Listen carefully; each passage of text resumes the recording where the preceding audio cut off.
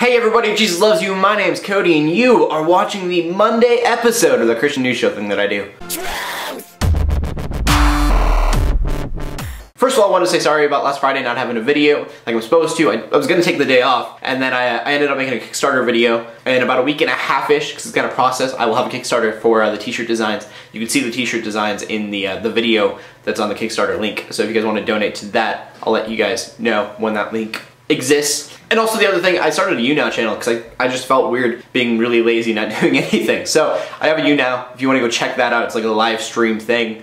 But you're in a queue, so I can never give like an exact time. Just check out my Twitter if you want to know when I'm on. And the guys that subscribe from YouNow, it's like 10 or 15 of them, something like that. Thank you, you guys are amazing. And our first story is simply a prayer request to the Sikh temple in Wisconsin. Now I'm relaying this information on Sunday and not Monday, so the news story keeps progressing. I really don't know where it's at now that it's Monday. They are saying the gunman was shot by a police officer, which makes 7 dead and 20 injured. They don't have a reason out on why this happened yet, but I would be guessing it's probably some kind of hate crime. And it really sucks because Aurora happened and now you have this, and it's just kind of a terrible, terrible thing to have happened.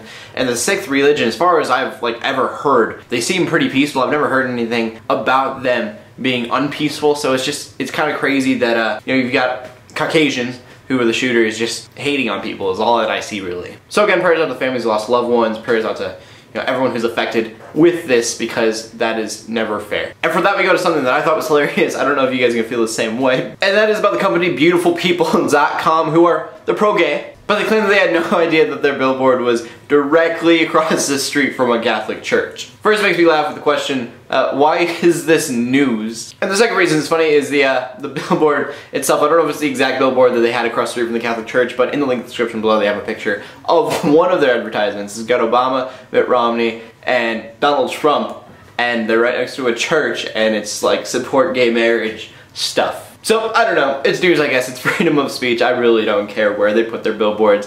I just think that it's hilarious that this is news, because the Catholic Church was angry that there is a giant support gay marriage billboard next to their church. And our next story is like a news blog. I love reading like the news blogs, they're really opinionated and stuff like that. I don't know why, but it brings up the question, is the internet the atheist version of church? So it's really interesting to me because until recently, I thought that atheists were on the offensive. I thought they were attacking Christianity, and then I started to realize, no, it's more like they're defending themselves very strongly. It seems that atheists feel more secluded in the United States because of that big number, the 74% of Americans claim to be Christian. It's really hard for an atheist to say, hey, I don't believe in what you guys believe. But the reason I think that they were on the offensive in the first place, I think, is because I spend all of my time on the internet because I have no life. And if you look on the internet, you can quickly realize that there are tons of atheists, and they are very strong in what they believe in, and they join together and they're able to communicate in a way that they haven't before. So I just thought it was a good question for you guys. Do you think that atheists are joining together on the internet because it'd be weird to have an atheist church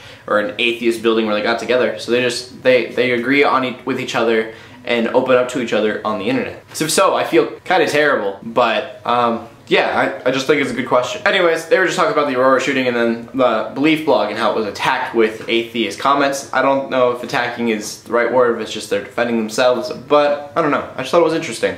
Leave a comment in the comment section below with your answer. We'll go on to the final story of the day. And our final story of the day is about Pastor Aaron Frutt. He's a pastor from Alabama who would like everybody to know that gays cause floods. And I'm not going to get too much on it. He was just talking about Chick-fil-A trying to support them, and he was saying, it's what he thinks. He thinks that natural disasters are caused by God because he's giving wrath to gay people. And I just wanted to voice my opinion on that because I was a little tad bit annoyed. I want to think about that for one little second though. First of all, gluttony. Americans love food. We're one of those obese countries in the world. 2, greed.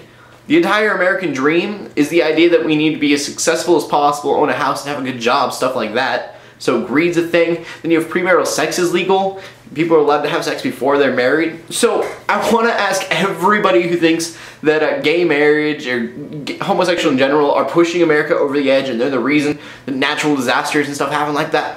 Why is it that it's that one sin, that one law that's going to push God over the edge and cause natural disaster? Not the rest of it, not the rest of the stuff that everyone else does, but that one little thing that you want to discriminate against and hate. John 16:33, there's going to be hardships, there's going to be troubles, we're going to have to live with them. It's nobody's fault for sinning that we're like having these hardships. It's just the way the world is. Heard an awesome quote about this today, and I want to share it with you guys. Do not judge others simply because they sin differently than you. Just a solid reminder that we all sin.